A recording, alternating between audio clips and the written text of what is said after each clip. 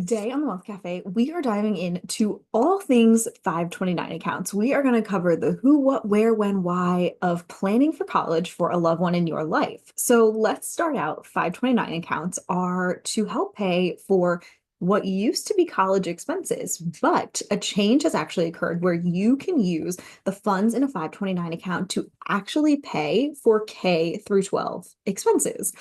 So let's start out with the who, and I'm going to dive more into how you can use the account and how to fund it. We'll cover all of those on today's episode. So let's start out with the who of the who, what, where, when, why. Who is anyone who's a loved one in your life? Let's say you are a grandparent and want to set up 529 accounts for each of your grandchildren as they are born. Maybe you are an aunt or uncle who wants to provide for other family members in your life, and you say, hey, my niece or nephew, I want to make sure that they go to college or private high school, whatever it may be, and you decide to set up a 529 account in their name. Anyone can set up a 529 account. You don't even have to be related. I know I gave examples just now about grandparents, aunts, and uncles. Maybe you really love the little girl across the street, or you are their caretaker and you want to set up a 529 account for them. You can do that. You simply need their information, date of birth, social security number, and you can get this account set up for them. Here's the big difference, and a question that I get asked a lot. What is the difference between, let's say, a grandparent setting up a 529 versus a parent setting up a 529? And it comes down to the FAFSA.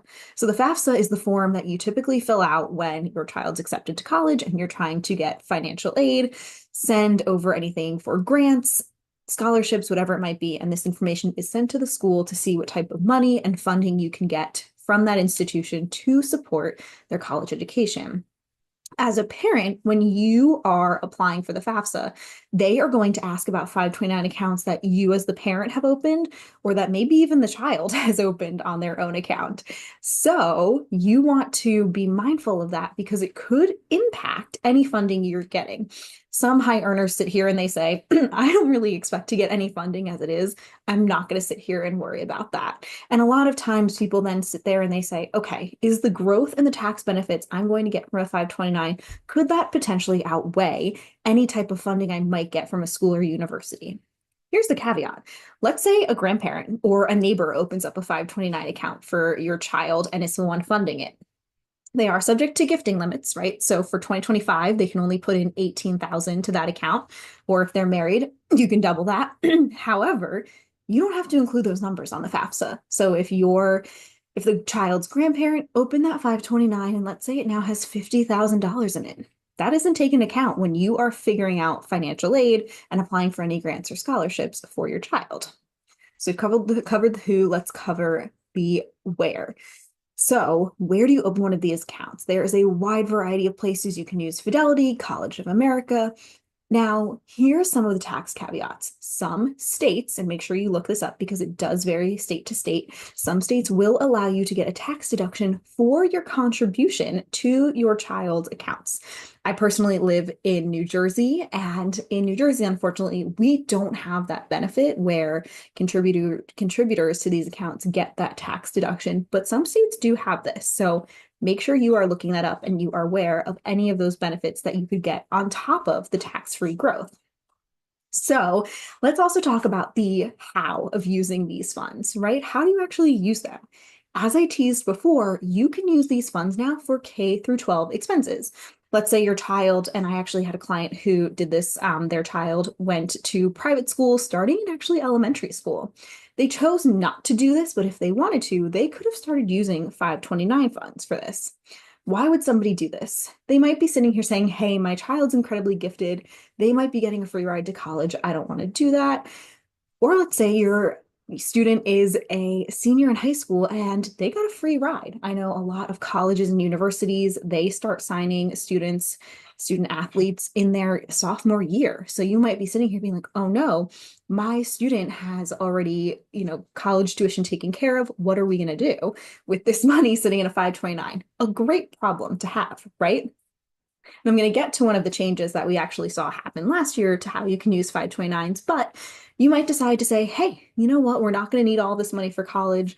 My student is in a private school for high school. Let's use it. Let's use some of these funds to avoid penalties. And because there is a 10% penalty if you don't use the money for qualified education expenses, similar to a retirement account, if you're putting that connection together in your head. So you may sit here and say, okay, you know what? Let's use this to pay for senior year instead.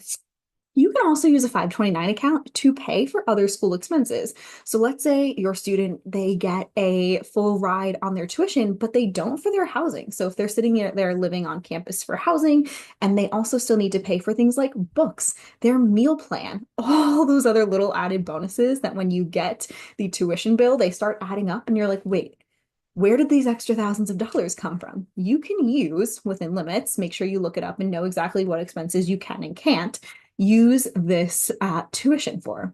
I always had somebody make a joke. They were like, no, you cannot use your 529 money to pay for partying off campus, but you can use it for something like a meal plan. Just make sure you keep those little nuances in mind.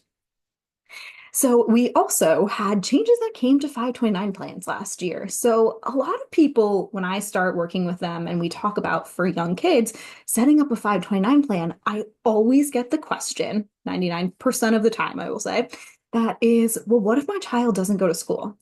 Keep in mind that you can use this for the K through 12 expenses, vocational schools, which is great, continuing education like a master's or other programs, just make sure that they qualify. However, a recent change occurred last year where you can actually take a 529 and convert it to a Roth. It has to be, there's a couple different nuances to this, so make sure that you look them up, make sure that you qualify and talk to your financial team before you go ahead and pursue this.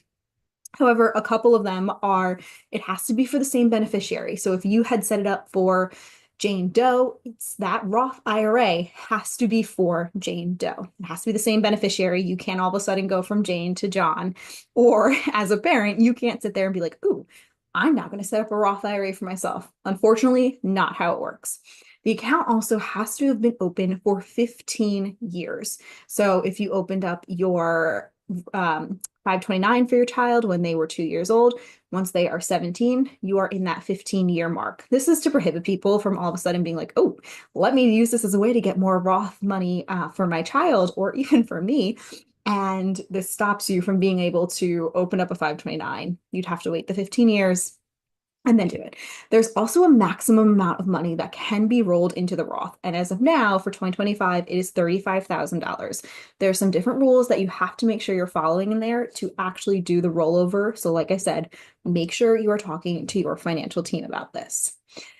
So that gives a lot more flexibility to the world of 529s, right? There's so many question marks about what is the future of education? How will things change? 529 plans have really evolved over the last several years, and we've seen changes from what the money can be used for, who it can be used for. To add another one to the who, you can also interchange between children. Let's say your firstborn ends up being an incredible basketball player as we're in March Madness season, gets a full ride. You can then sit here and say, you know what? We actually are going to need more money for our second child and transfer that 529 money to the second child. That you can do penalty free, keeping it within the same generation there. So keep in mind, there's all these different little nuances, and your financial advisor or financial team should be pointing these out to you. So before you rule out a 529, make sure you talk to them and say, hey, here are some possible different scenarios we could see happening in our family or in our life. How would a 529 plan work? Would this make sense? And I think before you rule it out or before you decide to go all in, make sure you're talking through a couple different scenarios to play out, okay, does this make sense for our life? If you want to sit down with us and ask any questions and talk through it, we have our application for an intro call. You can go to tanisfingroup.com/contact and you'll be able to apply for an intro call there, or feel free to leave any comments in here and we will try to answer as many questions as possible around 529s.